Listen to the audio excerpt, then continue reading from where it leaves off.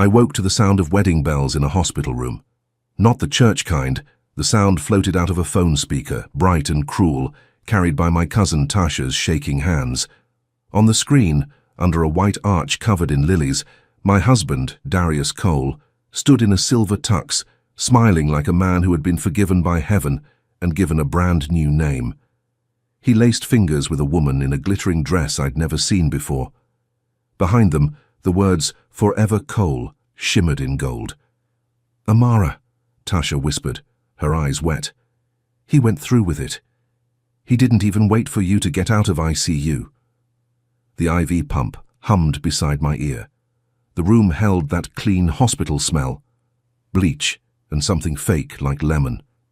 Pain stitched my side where the surgeons had put me back together after the accident. I blinked to clear the fog. I had been slipping in and out for days, held up by tubes and prayers, fed soup by nurses with calm voices. And now, as my pulse steadied on the monitor, my life slipped out of my hands and walked down an aisle. On the screen, the officiant lifted a Bible. "Do you, Darius, take—" The video shook as Tasha covered her mouth. I could see the pews filled with faces I knew, Darius's mother in her hat, his cousin who always bragged about real estate, men from his barbershop nodding like a chorus. I should have been there. I should have been sitting upright at least, telling him no woman could step into our home till I breathed and spoke. Instead, I lay in a hospital bed in Atlanta, dressed in a gown that tied crooked at the back. My grandmother's voice came to me like a breeze through dry palm fronds. "When a man eats alone, he forgets the one who planted the yam." Gran Neka used to say things like that when she shelled groundnuts in our kitchen in Lagos, when I was a child and hardship was a teacher with a hard cane. "Life is a drum," she'd say. "If you strike it with disrespect, it will answer you louder." I swallowed. "Turn it up," I whispered. The officiant's voice grew clear. "In sickness and in health." Darius kept his head high. People always said he had presence. That was part of what drew me in. A man who walked like he already knew the answer to any door he knocked on. But in that moment I saw something else. Impatience and relief.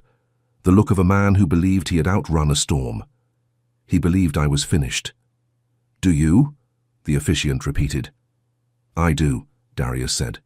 Heat rose in my chest, not from fever, but from the memory of vows I had kept, and from the secret I had carried like a locked calabash for 7 years. The accident had smashed bone, but the secret under my ribs remained whole, my assets. People who looked at me saw a tech consultant with tidy nails, a woman who moved between Atlanta and Lagos, who answered family calls and sent school fees with a smile. They didn't see the network of trusts in my maiden name, the quiet holdings in cocoa processing, logistics depots near Apapa, mineral royalties in Kogi, 2 venture funds in Delaware, and a healthcare platform I spun out in year 3 of our marriage. Darius, with all his style and talk of opportunity, never read my silence. He never asked why I never flinched when life turned expensive.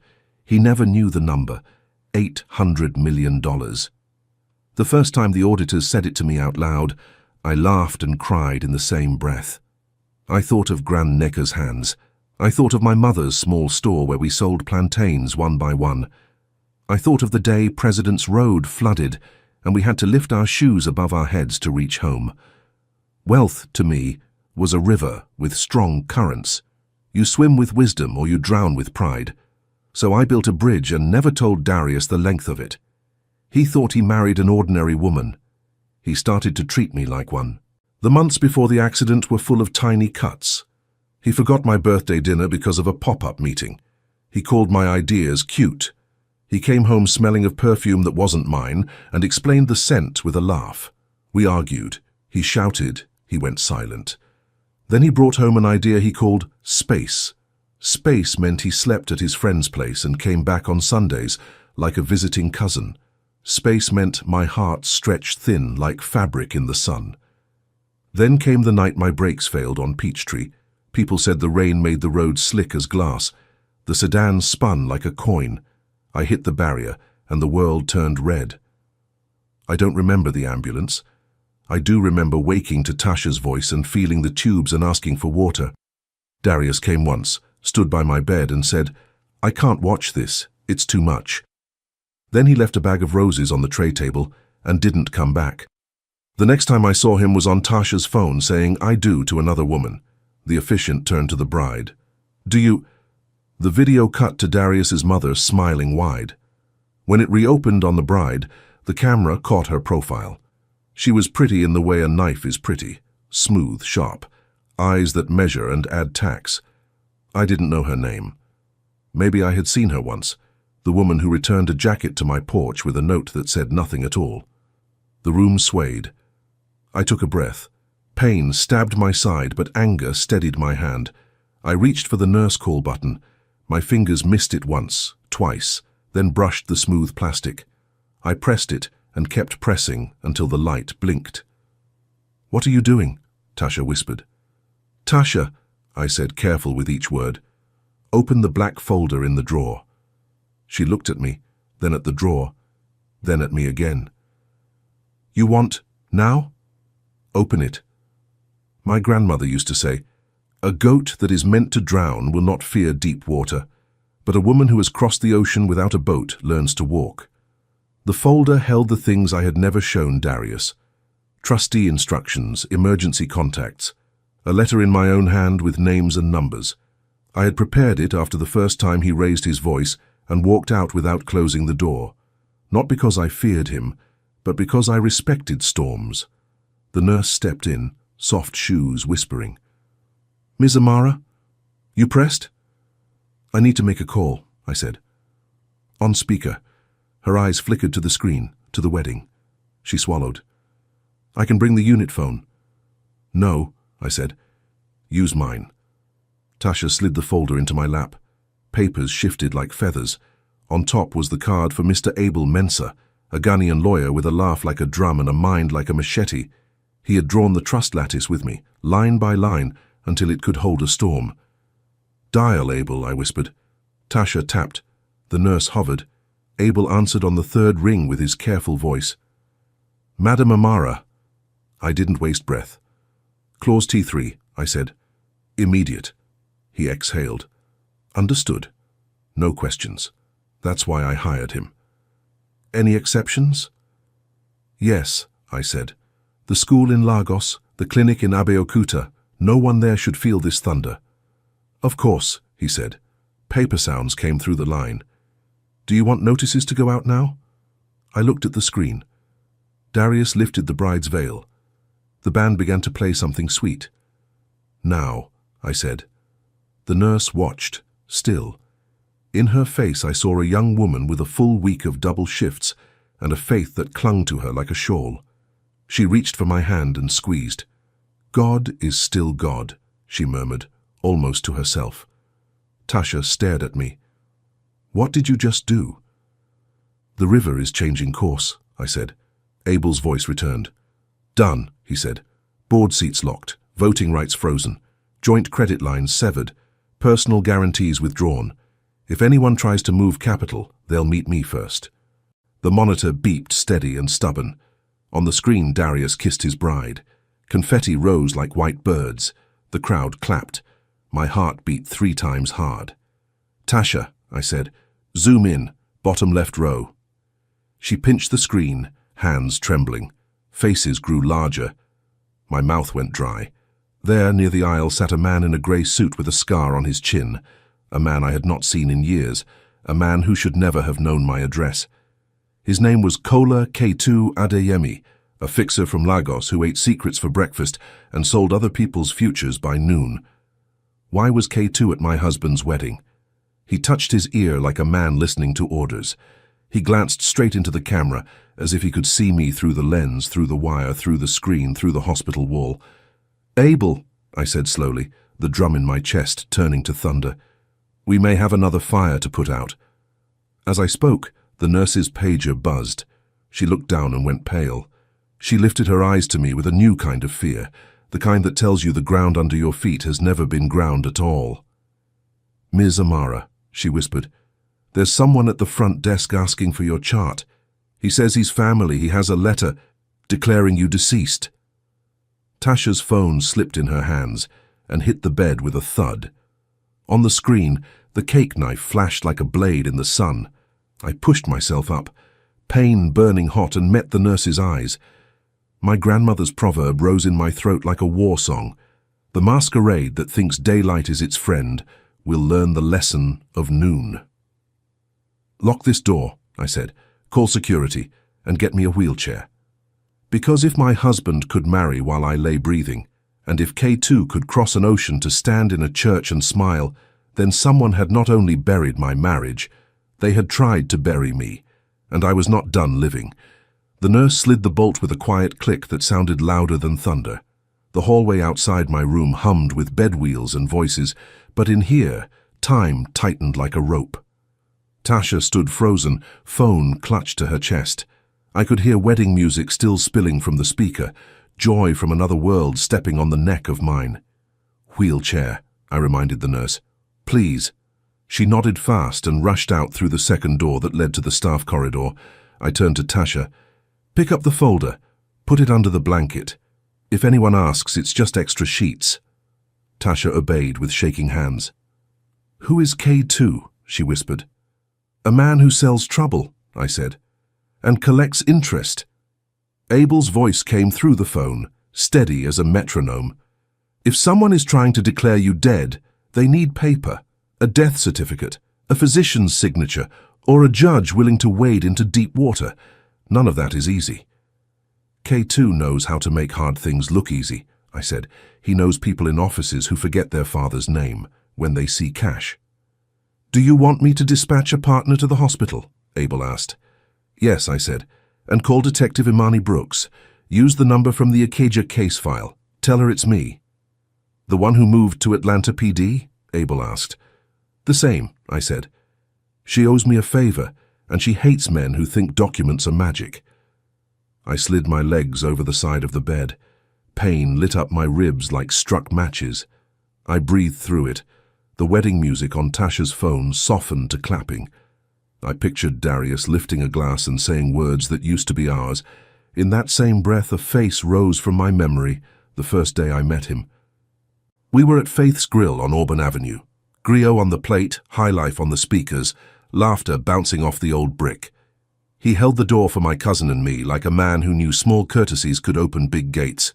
He had that voice you could lean on, warm and quick.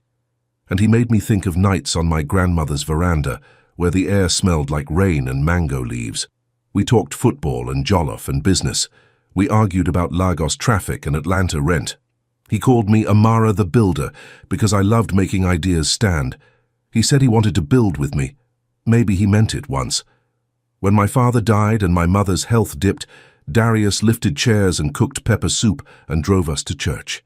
He took my mother's hand and kissed it the way men used to do when men still knew that respect was wealth. He had a way of making a room believe in him. I let that belief cover the parts of him I didn't want to see. His quick temper, how he counted favors like coins, how he grinned too long at women who liked a man with a good watch. You don't fall in love with a person all at once. You fall in love with their story. And I let Darius tell me a story that made him the hero and me the harbor. The staff door opened again. The nurse rolled in a wheelchair and a hospital security guard stepped in behind her. Broad shoulders, quiet eyes, the kind of man who had worked nights long enough to recognize storms from far away. "Name's Officer Clay," he said, keeping his voice low. "Front desk says a man came in with a letter. Claims next of kin for you. Says you're deceased. We asked him for ID and a court order. He showed a notarized affidavit. Looks real, but it smells wrong." "Describe him," I said. "Tall," Clay said. "Grey suit, scar on his chin, Nigerian accent. Calm like a cat at the edge of a bowl of milk." I nodded. "K2. Clay's eyebrows rose. "He didn't give a name." "He never uses one when trouble is working," I said. The nurse lowered the wheelchair locks with her foot. "You can't just walk out," she said kindly but firmly. "You had surgery. You need to move slow." "I'll move like a woman who still wants tomorrow," I said. I pressed my palm against the mattress and stood. The room tilted. The world wavered. I held the bed rail and waited till the floor agreed with me again. Tasha moved to my side. her small frame a post for me to lean on. Clay lifted a hand. Before we go anywhere, I called in a supervisor, and I paged a hospital attorney. If someone is trying to mess with your status, we lock it down from the inside too. Good, I said, but I won't hide while someone writes me out of my own life. Clay's radio crackled. Copy that, a voice said. Legal is en route, and Ms. Brooks from APD is 5 minutes out. I smiled for the first time since the bells. Detective Brooks moves like Lagos rain, I murmured to Tasha. Fast and without apology.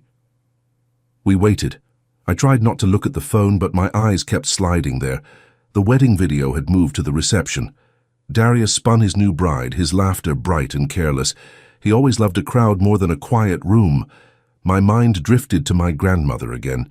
She used to say, when a lizard falls from a high tree and survives, it nods to praise itself because no one else saw the danger. I had fallen and survived more than once. Visa lines that felt like long hunger, nights coding till dawn, deals that went sideways until I pulled them straight, cousins whose school fees arrived like a last-minute miracle, my mother's clinic fees that swallowed months like minutes. I had learned to be my own applause. Maybe I had clapped so quietly that Darius forgot the music came from me. The door opened. A tall woman in a navy suit filled the frame, badge at her hip, hair in tight curls that meant business. Detective Brooks scanned the room with eyes that tagged details and filed them.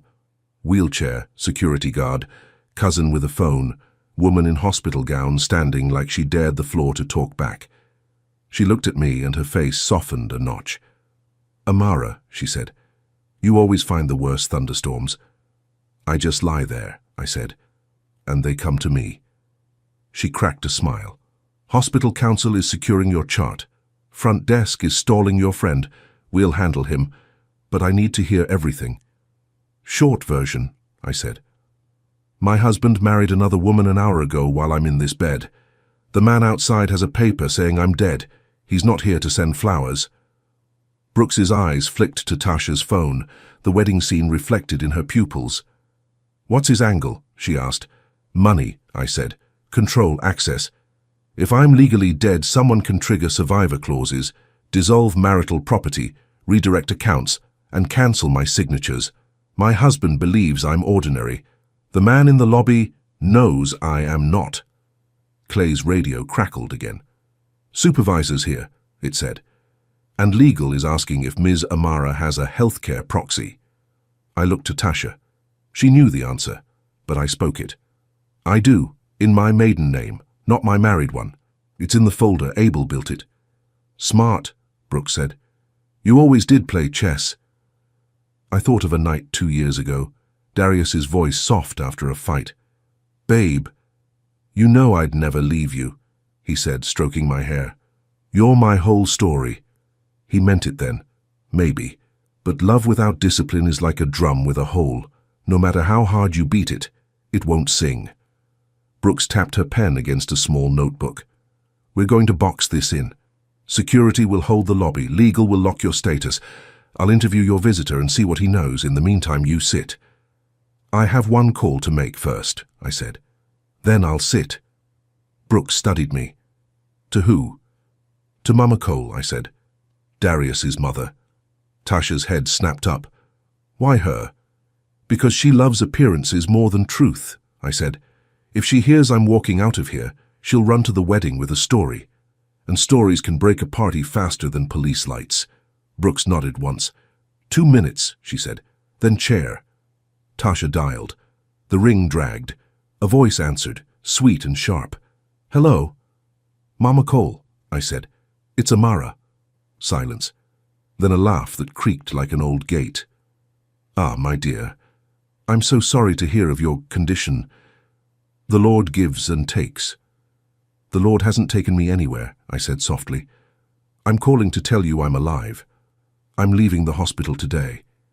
Silence again, this time deeper, a room with the lights suddenly out. Then, you should rest, she said. Stress is not good for the sick. I'll rest when I'm home, I said. And Mama, please tell Darius congratulations. I will see him soon. I ended the call. Brooks lifted an eyebrow. You enjoy setting fires and watching who runs. Fires show us where the dry grass hides, I said. The staff door opened. A small woman with glasses and a leather folder stepped in, cheeks flushed from a fast walk. "Hospital counsel," she said. "We put a hold on any changes to Ms. Amara's status. We've alerted administration. And we called the County Vital Records office. No death certificate was issued for you." She pushed her glasses up. "Whatever he has, it's fake." "Good," Brooks said. "Officer Clay, walk me to the lobby. Keep your radio open." Clay nodded. "Yes, ma'am." Brooks turned to me. "Sit. If we're going to play, we play smart." I lowered myself into the chair. The world steadied. I tucked the folder under the blanket, pressed my palms flat to stop the tremor in my fingers, and listened to the footsteps fade. Tasha leaned in. What if K2 brought more than paper? My mouth was dry. He always does. 10 minutes stretched like rubber. The wedding music on the phone faded to a toast. I heard clinking glasses, and Darius's voice say something about new beginnings. My lips went numb. The hospital clock ticked loud. The air conditioner sighed. Clay's radio spat noise, then Brooks's voice poured through, clipped and cool. "We've got a problem," she said. "Lobby camera shows your visitor speaking to a man in a silver tux jacket who just walked in from the parking lot. He signed the guest log as D. Cole. The two of them are asking for a private room." Tasha gasped. My chest tightened like a fist. Darius had left his own reception. Brooks continued, voice lower. "And there's more. The fake affidavit names a court-appointed conservator over your estate for posthumous affairs. The conservator's name is your husband's." The nurse at my shoulder squeezed my arm. I tasted metal in my mouth. For a second I heard only my grandmother again, her voice flat with warning. When the hawk smiles at the chick, the sky is about to teach a lesson. The door handle turned, slowly, deliberately. Someone on the other side tried it once, twice, found it locked, then knocked 3 times. Soft knocks like a friend's, like a habit. "Mrs. Cole?" a man's voice called, smooth as palm oil. "It's hospital administration. We need your signature on a release." The voice was wrong in a way my bones understood before my brain did. Clay wasn't back. Brooks wasn't back. There was no overhead announcement. And the voice that said administration had a Lagos rhythm I knew too well. Tasha's eyes flashed at mine. The nurse backed toward the staff door, fingers on the alarm. I rolled my chair an inch closer to the bed, my breath slow and steady so my ribs didn't crack open from anger. "Who is it?" I called, calm and loud enough to carry to the hallway camera. A pause. Then the same soft voice, closer to the wood now, almost inside the room. "Family," he said. "We came to take care of you." The handle turned again, this time with a key sliding into the lock. The key scraped inside the lock like metal teeth biting bone. My body tensed. Tasha grabbed my wrist, her eyes wide with terror. The nurse pressed the alarm button by the staff door, her finger trembling but firm. A shrill buzz filled the room for 2 seconds before falling silent again. Hospital alarms don't scream forever. They whisper once and wait for the right ears. I wheeled closer to the bed and pulled the folder fully under the blanket. My grandmother's words circled in my head. When the snake enters the cooking pot, it's not searching for warmth. It's after the meat. The lock clicked. Slowly the handle pushed down. "Family," the voice repeated from the other side. Calm, smooth, dangerous. "Family doesn't need keys," I said, raising my voice so the security cameras would catch every syllable. A pause, then a chuckle. "Sharp tongue. Even on your deathbed." The door rattled once more before a deeper, stronger voice cut in from the hall. "Step away from that door." Detective Brooks. Relief swept through me, but it didn't last. A loud thud shook the wall like 2 men colliding. Tasha gasped and clutched my arm. The nurse backed further into the staff corridor. The sound of fists, of shoes scuffling, of something heavy striking the ground bled into the room. "Police! Hands where I can see them!" Brooks shouted. Then silence. Thick, dangerous silence. Seconds stretched until the knob finally released and the door opened, but not from the intruder's hand. Brooks entered, breath sharp, one hand on her sidearm. Behind her, Officer Clay dragged K2 in cuffs, his grey suit rumpled, his eyes still calm, like a man who expected storms and learned to smile in the rain. "Your friend tried to bluff his way through with a forged key," Brooks said, shutting the door with her foot. "Lobby cameras caught him passing it off. Good thing hospital security is quicker than he thought." K2 smirked at me. "Still alive. You don't know how many men would pay to keep it that way." I held his gaze. "And you don't know how many men will starve because they thought I was weak." Brooks jerked her head toward Clay. "Take him downstairs. Holding until we process charges. Fraud, attempted trespass, maybe conspiracy if we can tie him to the affidavit." K2 didn't resist. He only smiled wider. "This game isn't mine alone, Amara. The groom knows the rules too." The words hit me harder than the accident ever did. Darius wasn't just a husband who forgot vows. He was a man signing paperwork behind my back, letting strangers carry letters of my death. When the door closed behind them, the room felt smaller, heavier. Tasha sat slowly on the edge of the bed. "Amara, what if Darius planned this from the start?" I shook my head, but the seed had already sprouted. From the very first day he called me Amara the Builder. Had I been a project to him, a bridge to cross, a treasure chest to open, a river he thought was shallow? The nurse returned from the staff hall, face pale. "Miss Amara, hospital administration is insisting you stay until you're discharged officially. They said walking out now would be unsafe medically and legally, but..." She hesitated. "Detective Brooks ordered extra security outside your room until morning." I breathed out. For the first time, a fraction of safety returned. Yet deep inside, the war had just begun, because Darius knew now, whether K2 told him or not, that I wasn't a ghost. He knew his sick wife in the hospital wasn't just surviving, she was fighting. And he knew nothing about the $800 million river flowing under my name. But soon he would, because tomorrow when I step out of this hospital, I will not just be Amara Cole, the forgotten wife. I will be Amara the Builder again. And the house my husband just built with another woman, I would decide if it stands or if it burns. The night in the hospital stretched long, like a drumbeat that would not stop. Every tick of the wall clock reminded me that out there, my husband was still dancing with another woman, smiling under lights he thought would never dim. But in here, in this cold room with white walls, I was planning. Not just planning to survive, planning to reclaim everything. Nurse Lillian checked my IV one last time before dimming the overhead light. "Try to sleep," she whispered. "But how do you sleep when your life is being rewritten like a bad story?" Tasha sat in the visitor's chair, her head resting against the wall, but her eyes were wide open. "Amara," she said softly, "what if he doesn't stop? What if Darius keeps trying until he succeeds?" Her words floated in the quiet, heavy and sharp. I stared at the ceiling. "Then he'll learn that I am not a page he can erase." My grandmother's voice returned to me again, her proverbs like lamps in the dark.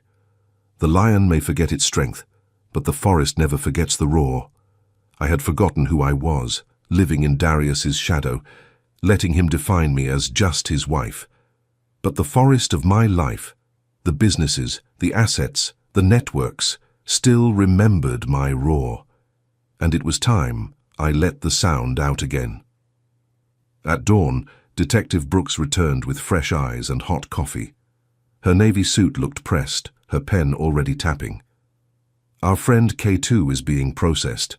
He's not saying much, which means he's saying everything. Someone paid him to try this stunt." "Darius," I said, no hesitation. Brooks tilted her head. "Maybe.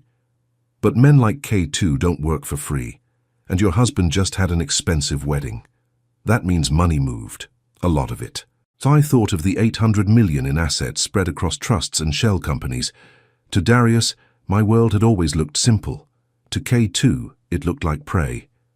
"Detective," I said, "let them dig. Let them try. Every lock has a key, but I hold the master ring." She leaned against the wall. "Then what's your move?" I wheeled closer to the window. The blinds were half open, letting in a blade of Atlanta sun. First, I leave this hospital. Then I remind Darius, and everyone watching, that I am not the weak one in this story.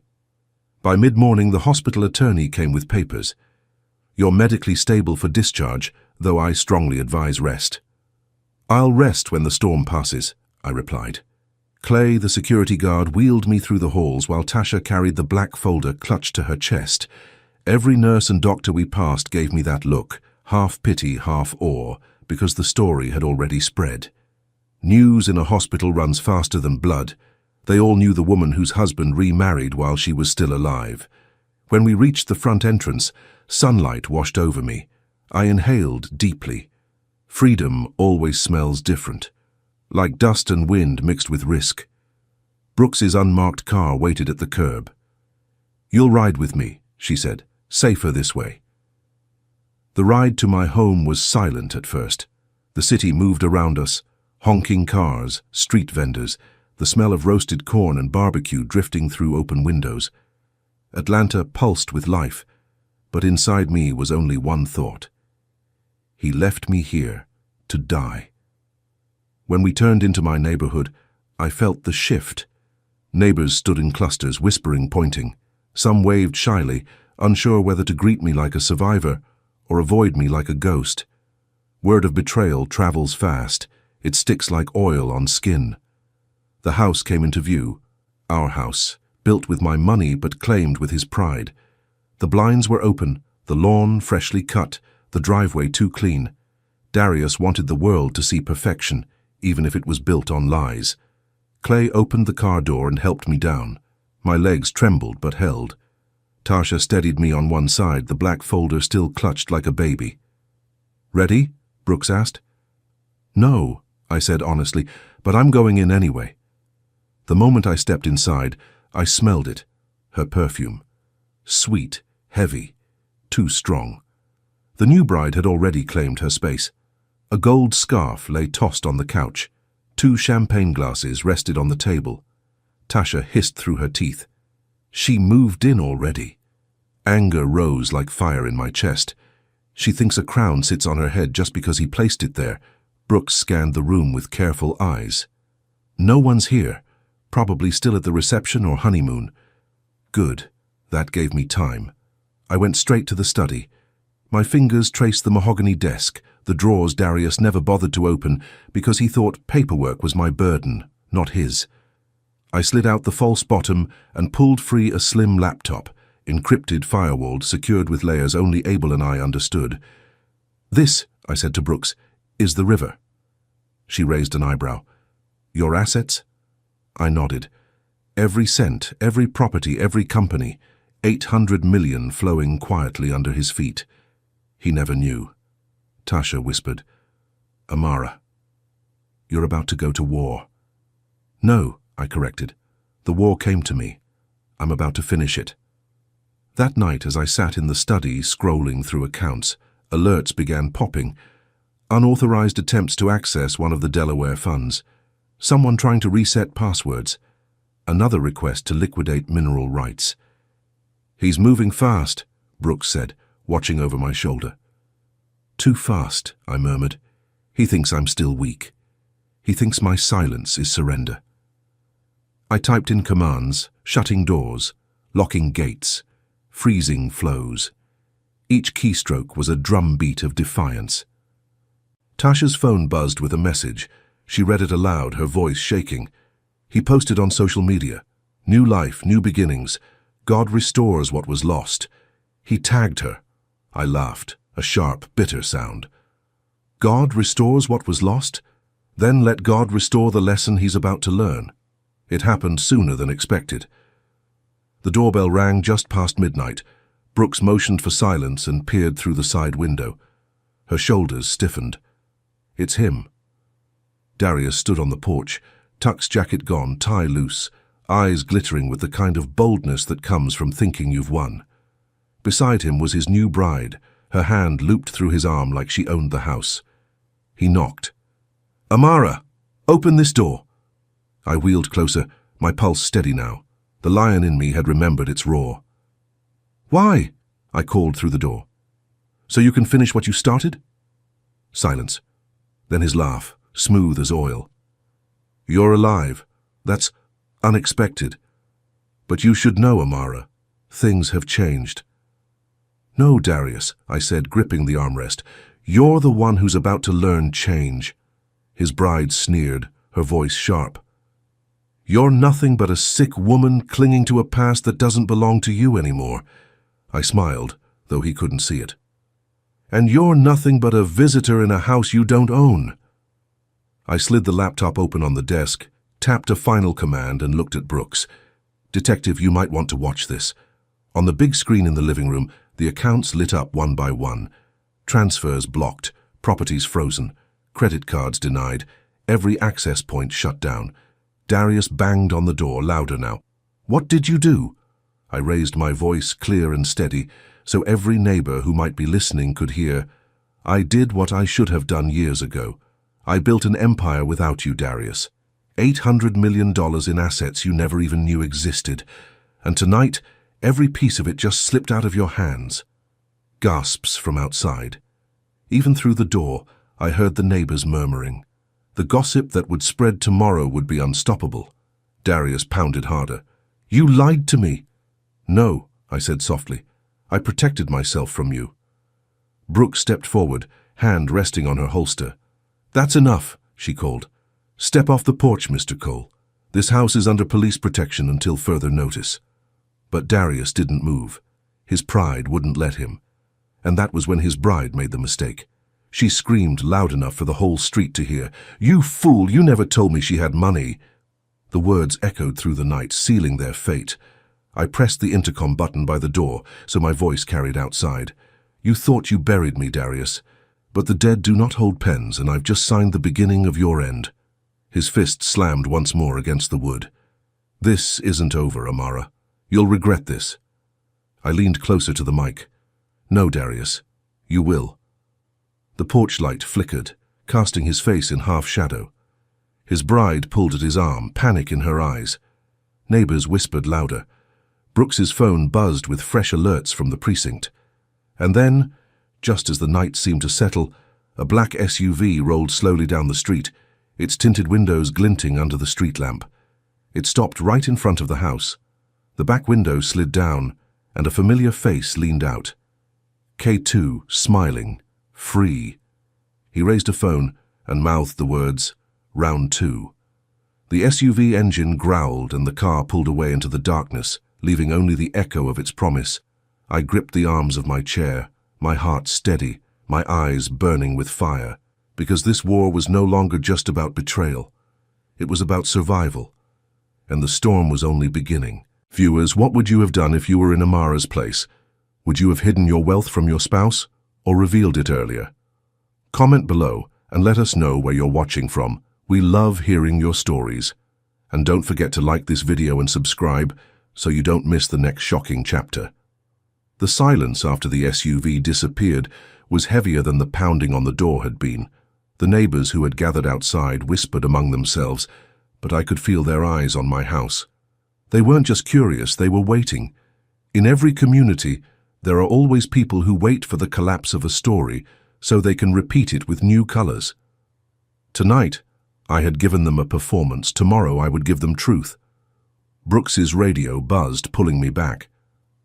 "Units in pursuit of black SUV. Plate matches the alias K2 has been using. Driver is evading." She exhaled sharply, sliding her phone back into her pocket. "He's not gone for good, Amara. Men like him don't vanish, they circle." I nodded slowly. "Let him circle. The hawk can fly above, but the hen that guards her chicks always has her eyes open." My grandmother's words stayed lodged in my chest like an anchor. I would not be caught sleeping again. Darius was still on the porch, pounding. His pride made him blind. His new bride kept pulling his arm, but he jerked her away. "You can't shut me out, Amara," he shouted, voice breaking through the heavy wood. "We're married. That house is mine." His words might have fooled the neighbors, but not me. The title deed was in my maiden name. The trusts were locked under signatures only Abel and I controlled. Legally, Darius had nothing. Emotionally, he had even less. I pushed myself up, every muscle in my side burning. "Detective, open the door," I said. Brooks frowned. "That's not smart." "It's necessary." Clay unlocked the bolt, ready with his hand near his holster. The door swung wide, and there stood Darius, sweat beading his forehead, his white shirt untucked, his bride glaring behind him like a queen who'd just discovered her crown was made of paper. "You played me," he said, voice trembling with rage. "No," I replied calmly, standing tall in my weakness. I protected myself from a man who would abandon his wife in a hospital bed to chase perfume and applause. His bride hissed, "You lied to him. You hid money." I turned my eyes on her, steady and sharp. "Young woman, I didn't hide money. I built a life before I even met him. That life is mine. You walked into a house that was never his to give you." Darius stepped forward, but Clay blocked him. Brooks spoke firmly. "Step back, Mr. Cole. This is a legal matter now." He raised his voice, ignoring her. "You think freezing accounts and playing games will stop me? You owe me, Amara. You owe me everything I invested in this marriage." I laughed then, not the laugh of a woman broken, but of one who had survived too much to be shaken by empty threats. "What you invested?" My words cut like glass. "Do you mean the birthdays you forgot, the lies you told, the nights you disappeared while I nursed a broken body? Or maybe you mean the flowers you dropped on a hospital tray and called love? No, Darius, I don't owe you. You owe me the years I wasted believing you were worthy of me." The neighbors gasped. I could hear the rustle of them shifting, the electricity of gossip already spreading. His bride pulled his arm again, humiliated now that she realized the street was listening. "Let's go," she hissed. "This isn't worth it." But Darius wasn't a man who knew when to leave. He leaned forward, his voice lower but poisoned. "You don't know who you're dealing with, Amara. That money of yours, it's going to be mine, if it's the last thing I do." I met his eyes and whispered so softly that only he and the detective could hear. "You've already lost, Darius, because you underestimated me." Brooks raised her hand. "That's enough. You're trespassing now. Leave before I arrest you for harassment." For a moment I thought he would test her, but finally, with a sound between a laugh and a growl, he turned sharply and stormed off the porch. His bride stumbled behind him, her face flushed with shame. The crowd began to disperse, whispering louder now, eager to carry the story to anyone who hadn't heard it yet. When the door shut again, I felt the weight of the night settle on my shoulders. Tasha placed the folder back in my lap. "He's not done," she said nervously. "No," I agreed, "but neither am I." That night, I barely slept. Every time I closed my eyes, I saw K2's smile from the SUV window. Round 2. That was his promise. He wasn't bluffing. And Darius, whether he worked with K2 willingly or out of desperation, was dangerous now that he knew money existed. By morning, the battle had already shifted. Alerts pinged across my laptop. Attempts to pressure one of the cocoa factories into transferring ownership. Messages to Delaware asking for emergency liquidation. Darius had allies. He had men who understood only greed. But I had built my empire on more than money. I had built it on foresight. I called Abel at dawn. "Activate Protocol 3, I said. His voice was sharp with focus. "That means public filing. Are you ready for that storm?" "Yes," I replied. "Better the world hears the truth from me than a lie from them." That afternoon, the papers filed across courts and registries, declarations of assets under my maiden name, public records of ownership, and legal notices that placed every property and company under direct protective injunction. My name, Amara Okafor, was suddenly on every business page, not as a woman left behind in a hospital bed, but as the billionaire no one saw coming. The news spread like wildfire. By evening, the story was on TV, on blogs, on every gossip page. Atlanta woman, abandoned by husband in hospital, revealed as hidden billionaire heiress. Some headlines were cruel, others sympathetic, but all of them carried one truth. Darius was exposed and I was no longer invisible. The phone rang non-stop. Distant cousins, old classmates, journalists begging for interviews. But one call made my blood run cold. "Amara, A familiar voice purred through the line. It was K2. Congratulations on your little revelation, but remember, when the world knows your wealth, the wolves smell blood. Round 2 has begun. The line went dead before I could answer. I stared at the phone in my hand, my chest rising and falling. The storm was here. Darius had betrayed me. K2 had marked me. The world had discovered me. But I was Amara the builder. I had survived worse, and I would not stop until every enemy who tried to bury me was standing in the hole they dug for me. Viewers, tell me, if your spouse betrayed you and tried to erase you, only to discover you were wealthier than they could imagine, what would you do? Would you forgive, or would you fight back? Let us know in the comments. Don't forget to like this video, subscribe, and share this story with friends. You don't want to miss the next shocking twist. The morning after the headlines broke, the world outside my window no longer felt the same. Before I could step into a grocery store or sit in a cafe and be invisible, just another woman in a headscarf picking out bread or sipping coffee. Now, every glance lingered. Every whisper felt like it was about me. My name was on people's tongues, not because of the work I had done quietly for years, but because betrayal had forced me into the light. The phone rang without pause. Journalists wanted comments. Old acquaintances wanted reconnections. Business rivals wanted negotiations. Even pastors who had never once visited my hospital bed were calling to say they had always prayed for me. I silenced most of the calls. In war, not every knock at the gate deserves an answer. Tasha sat on the couch scrolling through social media. Amara, you're everywhere. Some are calling you the hidden queen of Atlanta. Others say you're proof that men marry without knowing the gold in their own homes. She paused, looking troubled. And some are calling you a liar. They think you tricked Darius by keeping secrets. I closed my laptop slowly. Let them talk. A lion doesn't explain why it roars. But deep inside, I knew the noise was only the beginning. Darius would not accept humiliation in silence, not with the whole city laughing at him. And K2, his warning still echoed in my ears. Round 2. Wolves smell blood.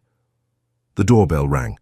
Brooks, still in her navy suit, stepped in with Clay behind her. She carried a folder, her eyes sharper than yesterday. We've got problems, she said without preamble. K2 posted bail. The man has money and friends who aren't afraid to risk it for him. Surveillance shows him visiting 3 places since his release. Your husband's new condo, a law office downtown, and an abandoned warehouse on the south side. Abandoned warehouse, Tasha repeated nervously.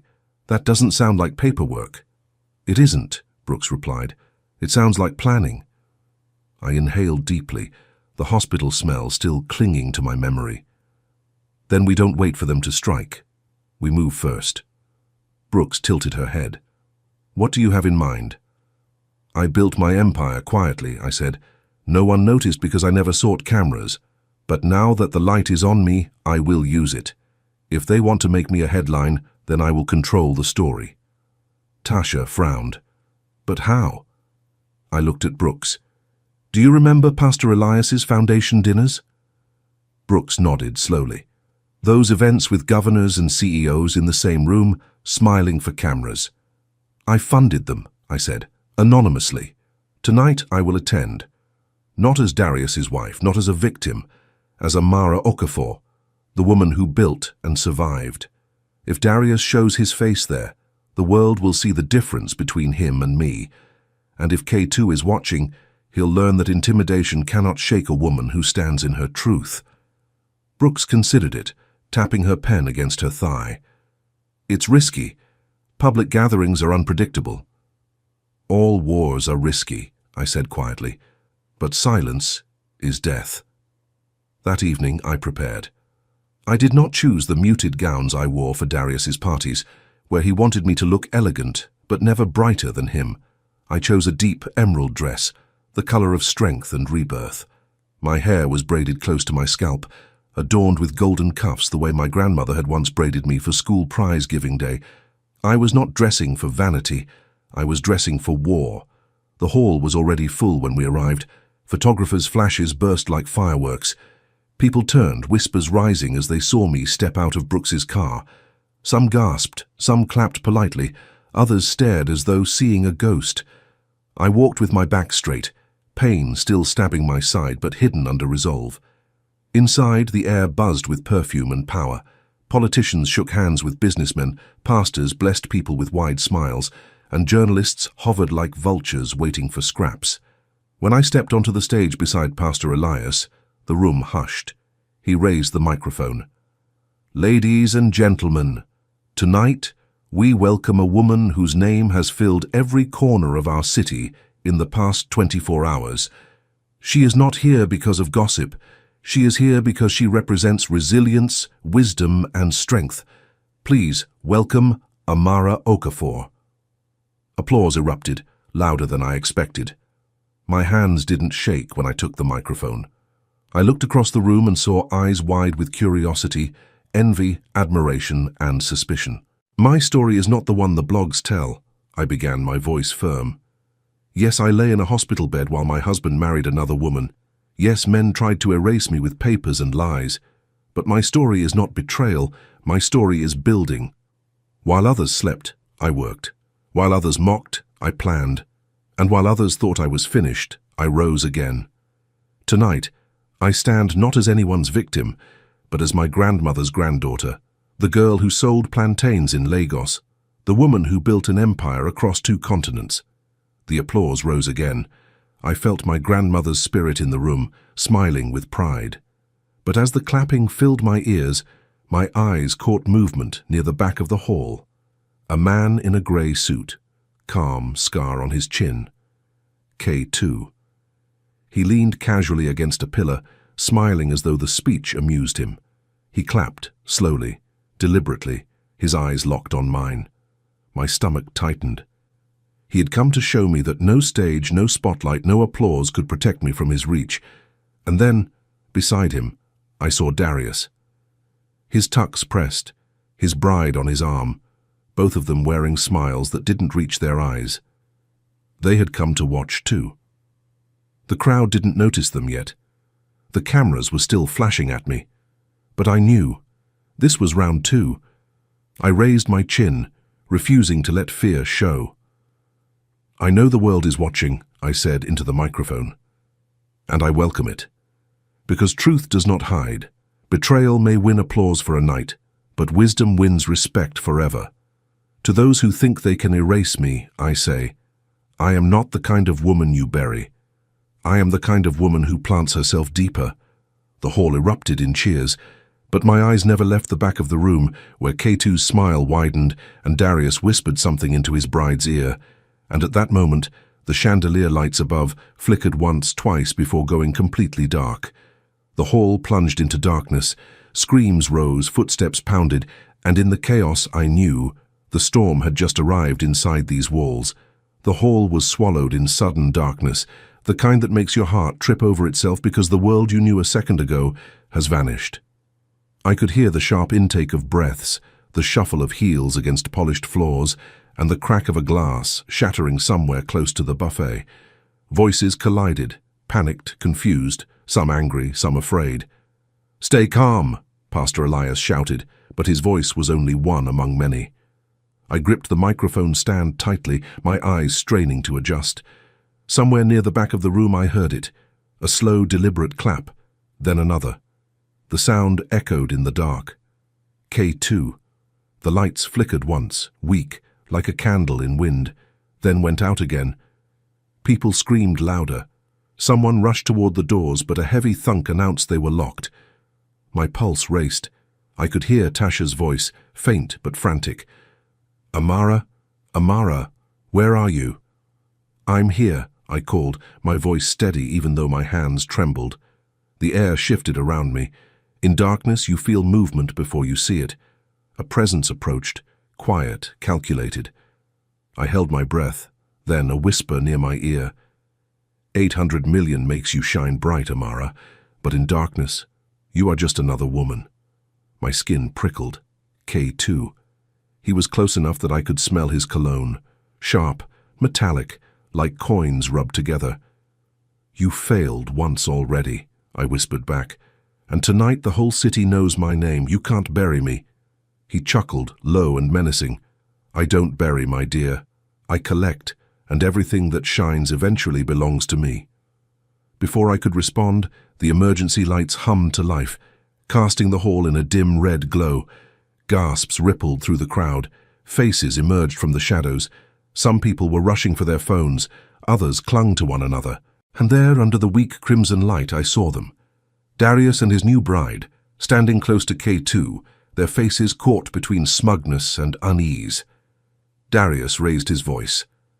"Ladies and gentlemen, I need your attention." His tone was commanding, the same voice he had once used when toasting at our anniversary dinners. "My wife," he gestured at me, as though the word wife wasn't a knife in my chest, "has been misleading everyone. She kept her fortune hidden, even from me. Tonight, I stand here to tell you that her so-called empire was built on lies." A murmur spread through the hall. Phones were raised higher, recording every word. I stepped forward, ignoring the ache in my ribs. "Lies?" I said, my voice carrying clear despite the chaos. "The only lie here is the man who promised to love me in sickness and in health, then abandoned me on a hospital bed. The only lie is the marriage you celebrated yesterday, while pretending I was dead." The crowd gasped again, louder this time. K2 smiled faintly, his eyes darting between us like a man enjoying a play. He thrived on drama, on the spectacle of broken lives. Darius's bride finally spoke, her voice high and cutting. "You think you're strong because you have money? But you're weak. You'll always be weak. No man will stand by you now." I looked at her with pity, not anger. "And you will learn that standing beside a man without honor makes you smaller than him." Phones recorded every second. I knew by morning this confrontation would flood the internet. But this wasn't about headlines anymore. This was about survival. Suddenly, a loud bang echoed against the wall. The emergency lights flickered again. Panic rose. People screamed, ducking. Brooks pushed her way through the crowd, hand on her weapon, Clay close behind her. "Everyone stay calm," Brooks barked. She scanned the room, eyes landing on K2. "You, hands where I can see them." K2 only smiled, lifting his hands slowly. "Detective, always a pleasure. But you should know, darkness is a friend to men like me." Another bang, this time near the back doors. They swung open violently, and a rush of night air filled the hall. Figures in dark clothes slipped inside. My chest tightened. These weren't guests. Brooks drew her gun. "Everyone down!" Chaos erupted. People screamed and scrambled for cover, tables overturned, glasses shattered. In the middle of the storm, K2's men moved with purpose, their eyes fixed on me. "Get her out!" Brooks shouted at Clay, but the aisle was already blocked. Tasha grabbed my arm, pulling me toward the side exit, but one of the men stepped into our path. His eyes were cold, his hands steady. "Ms. Okafor," he said quietly. "The boss wants a word." I stood tall, though my legs trembled. "Tell your boss he should learn to write letters." He smirked, reaching for me, only for Brooks to fire a warning shot into the ceiling. The sound cracked like thunder. "Step back," she ordered. For a heartbeat, everyone froze. Then the chandelier lights above sputtered and blazed back to life, flooding the hall with brilliance. And there he was, K2, standing in the center of it all, smiling like a man who had orchestrated the entire night. Darius and his bride stood behind him, their faces pale now under the unforgiving light. "Ladies and gentlemen," K2 said smoothly, raising his voice so all could hear, "tonight you witnessed a queen announce her throne. But even queens need protection. And who better to protect her than the man who already holds her secrets?" He turned his eyes on me, his smile sharp. "Amara, you will give me access to your empire, or this city will drown in stories you never wanted told." My pulse hammered in my ears. I could feel every eye in the hall on me. Brooks's gun was still raised. Clay had his hand on his radio. Tasha clutched my sleeve like a lifeline. And Darius, my husband, the man who had vowed to love me, smiled through his shame, certain that this was the moment I would break. I lifted my chin, my voice steady despite the storm. You think you hold me, K2. But let me remind you, storms cannot drown a woman who has already learned to breathe underwater. The crowd gasped, the cameras flashed, and in that moment, the battle lines were drawn. Because I knew this was no longer just about betrayal or money or even survival. This was war, and I was ready to fight. The hall was frozen for a moment, the kind of silence that feels like thunder holding its breath before it strikes. K2's men were spread across the exits, their dark suits making them look more like shadows than people.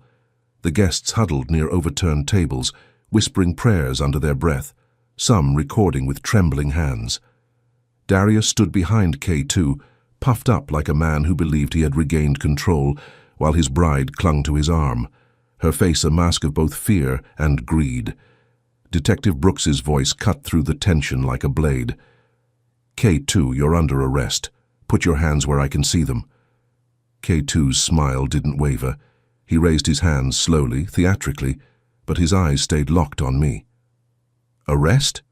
In front of all these witnesses? He chuckled, deep and cold. Detective, you know how quickly stories change. Tomorrow the papers won't say you arrested me. They'll say you disrupted a gathering, waving your gun while the billionaire widow's secrets spilled into the air. I'm not a widow, I said sharply, my voice echoing across the hall. My husband is standing right there, living proof that betrayal walks on 2 feet. The guests murmured louder, their eyes darting to Darius. He flinched, as though the words had struck him physically.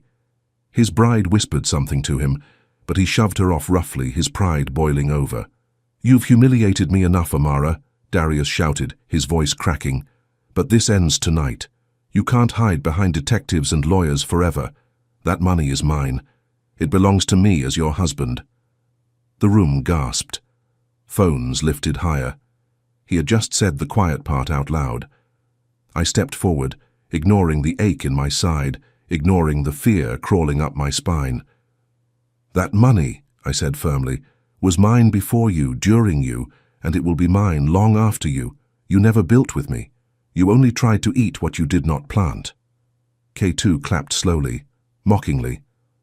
A fine speech, but speeches don't stop bullets, nor do they stop the law when it bends toward those willing to pay for it. Brooks moved closer to me, her gun steady. Stay behind me, Amara. But I shook my head. No. Tonight isn't about hiding. Tonight, I show them who I am. I turned back to K2, my voice clear. You think you have power because you have men with guns. But true power doesn't come from threats. It comes from what survives when the guns fall silent. You want to take my empire? Then you'll have to face the same truth Darius never understood. Empires built on betrayal always collapse. The guests, still cowering, began to shift. I saw something in their eyes, respect, even in their fear. My words had become more than defense.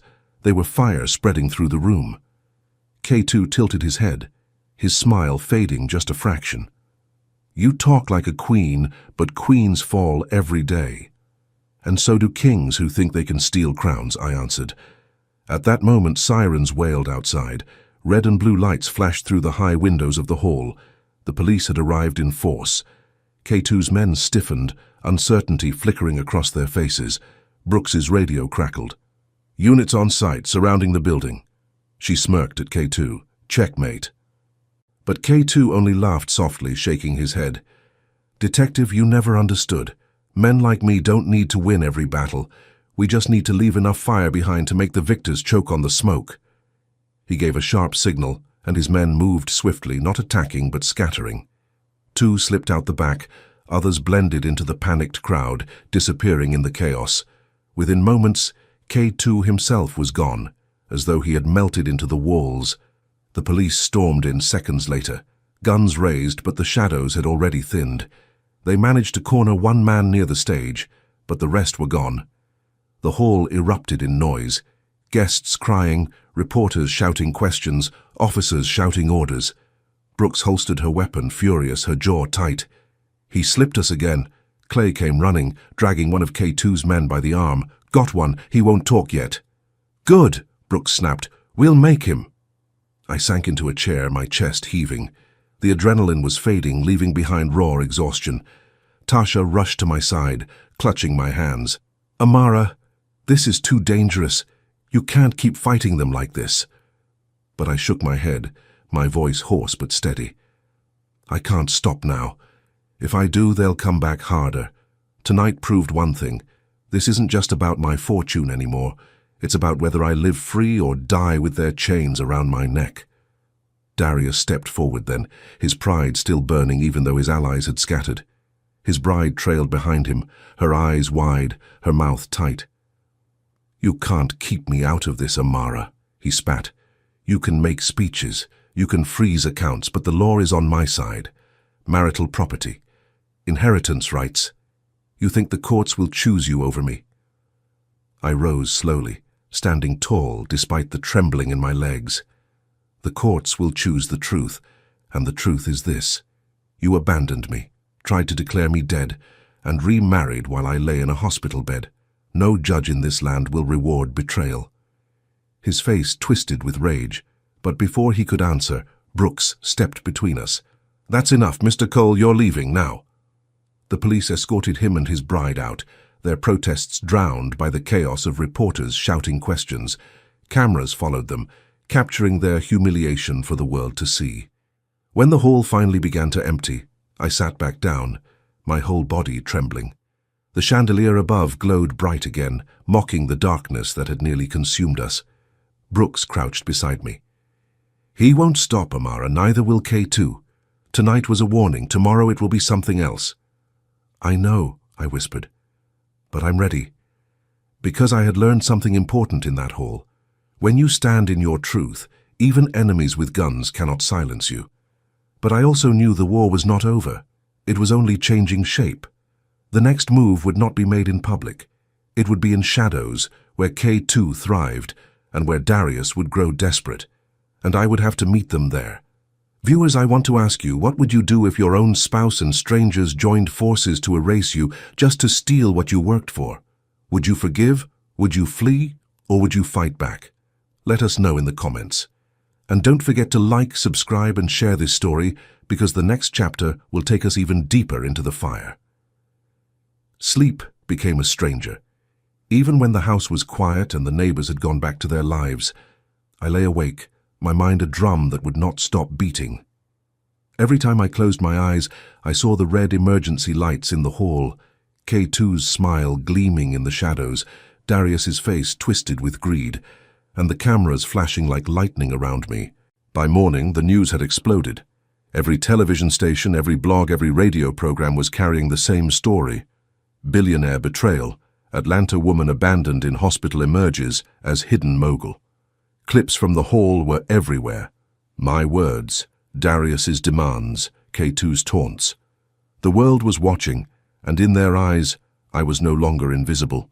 I was a symbol, though I had never asked to be. But symbols attract fire. I sat in my study, laptop open, the black folder spread across the desk.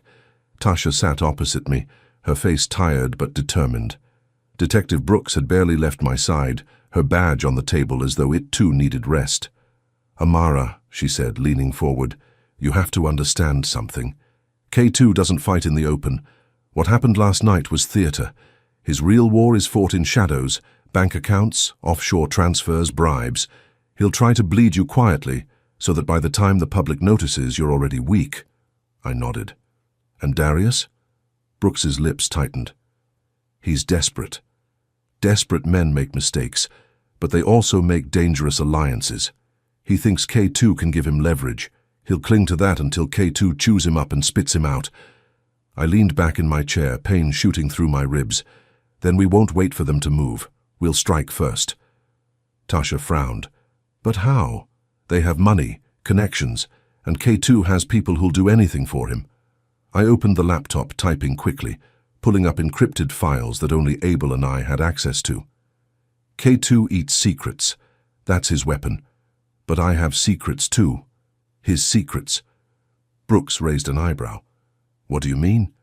"Years ago," I said, my voice low, "one of my logistics depots in Lagos was targeted by smugglers, K2's men. Instead of calling the police, I called Abel. We traced the movement, followed the money. We didn't go after them then, we kept the records. Bank transfers, shell companies, names. Abel said to me, "Keep this. One day the forest will ask you to remember the paths of the hunters." That day is now. I slid the screen toward Brooks. Rows of names, numbers, and transfers glowed back. Offshore accounts, fake companies, properties registered under false IDs, enough to sink K2 and anyone tied to him. Brooks whistled softly. "You've been sitting on this for years?" I nodded. "I built my empire quietly, but I never closed my eyes to the vultures circling it. Now, those records will become my sword." Tasha leaned in, her eyes wide. "So what's the plan?" "Simple," I said. "Expose him, piece by piece, not just to the police. He can bribe them, not just to the courts. He can delay them, but to the public, to the banks, to the governments he hides money under. Once I shine a light on his shadows, even his allies will scatter." Brooks tapped the table. "That could work. But you have to be careful. He'll know it's you, and when men like him know they're cornered, they stop playing games." I closed the laptop with finality.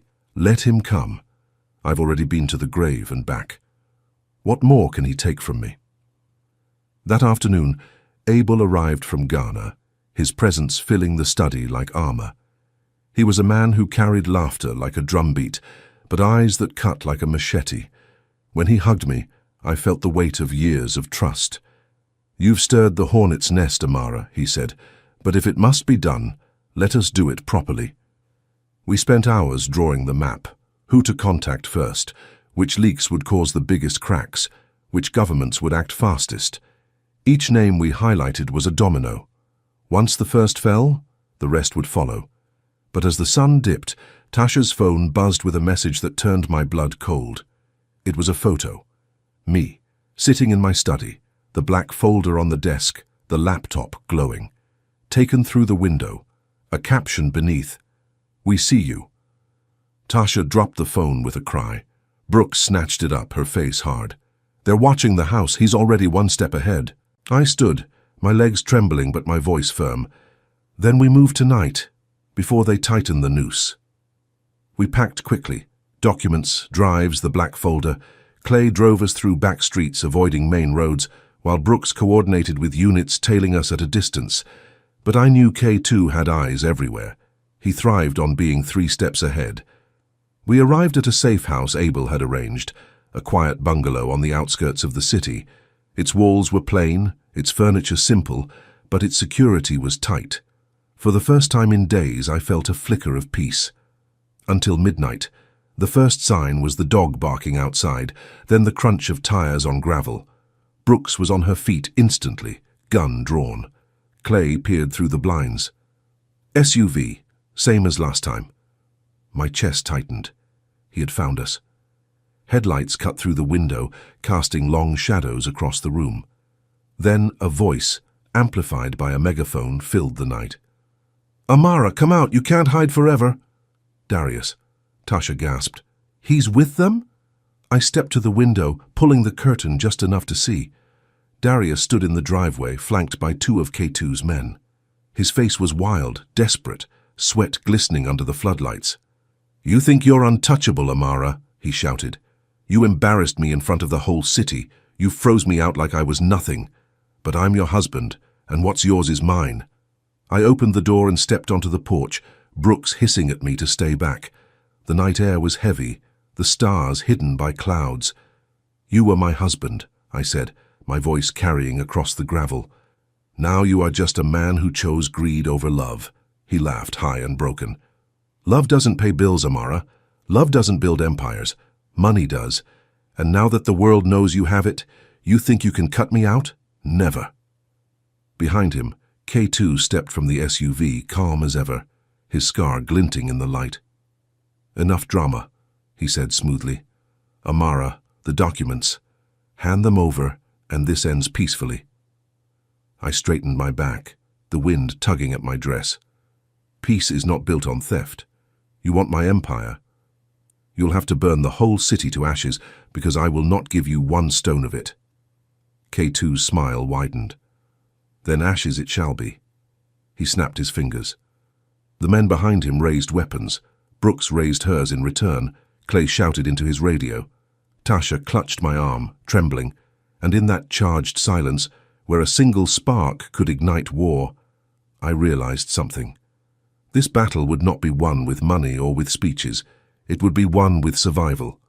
The first shot cracked through the night, and everything erupted. The first gunshot shattered the night like glass breaking under a hammer. It echoed across the compound, sharp and unforgiving. Tasha screamed and ducked behind me, while Brooks shoved me back toward the doorway, her weapon raised, eyes scanning the shadows for the source of the shot. Clay barked into his radio, calling for backup, his voice clipped and urgent. The silence that followed was worse than the gunshot.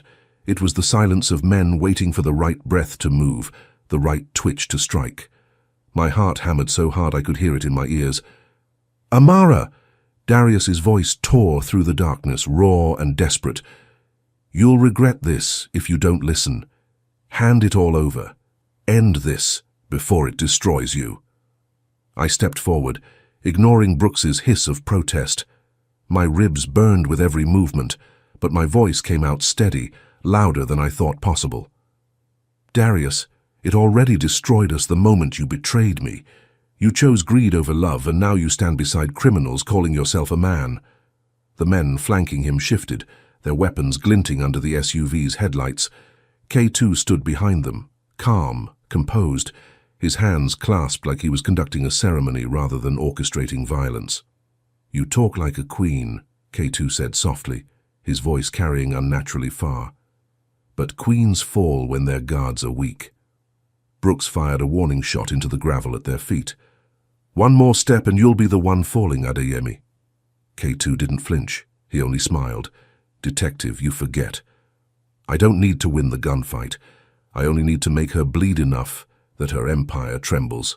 Fear is more powerful than bullets." Another SUV screeched into the driveway. Reinforcements. For a heartbeat, I feared more of K2's men. But then blue and red lights flashed, sirens wailed, and Atlanta PD spilled out with weapons drawn. Backup had arrived. "Drop your weapons," officers shouted, voices overlapping.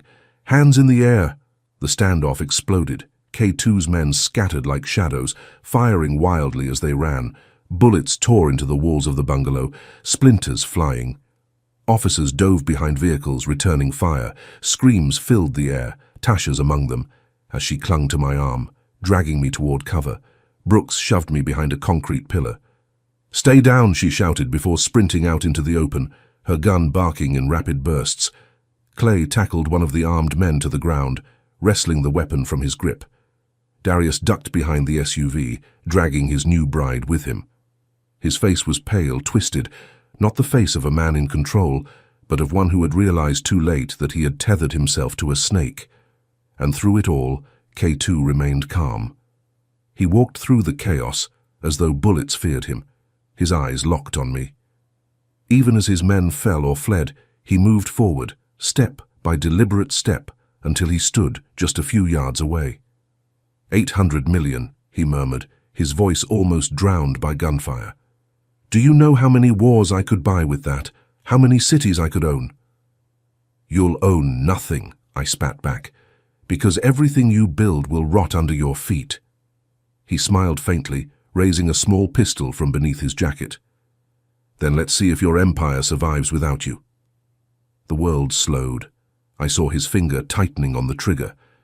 I saw Brooks turning, too far to stop him. I saw Tasha's eyes wide with horror. And then, unexpectedly, another figure moved. Darius. He shoved K2's arm upward just as the shot rang out. The bullet tore into the night sky instead of my chest. K2's calm cracked for the first time, fury flashing across his face. "You fool!" K2 roared, slamming an elbow into Darius's jaw. Darius stumbled but didn't fall. "I may be many things," Darius gasped, blood on his lips. "But I won't let you kill her. Not like this." The irony cut deep. Darius, the man who had abandoned me, who had conspired to erase me, now standing between me and death. But there was no time to unravel it. K2 swung the pistol toward me again. This time, Brooks's shot found its mark. The bullet struck K2 in the shoulder, spinning him sideways. He dropped his weapon with a cry of pain, but still tried to lunge forward, his hand reaching for me like a drowning man grabbing for air. Clay tackled him hard, slamming him into the gravel. Officers swarmed, pinning him down, cuffing his hands behind his back as he shouted curses in Yoruba and English, his voice raw and furious. "Amara!" he bellowed as they dragged him toward the waiting police cars. "This isn't over! Empires fall! Queens fall! You'll fall!" The night quieted, leaving only the sound of sirens, radios crackling, and my own ragged breathing. Darius sank to his knees, holding his bruised jaw. His bride stood frozen, her hands trembling, her eyes darting between him and me. She looked like a woman who had just realized her golden ticket had been counterfeit all along.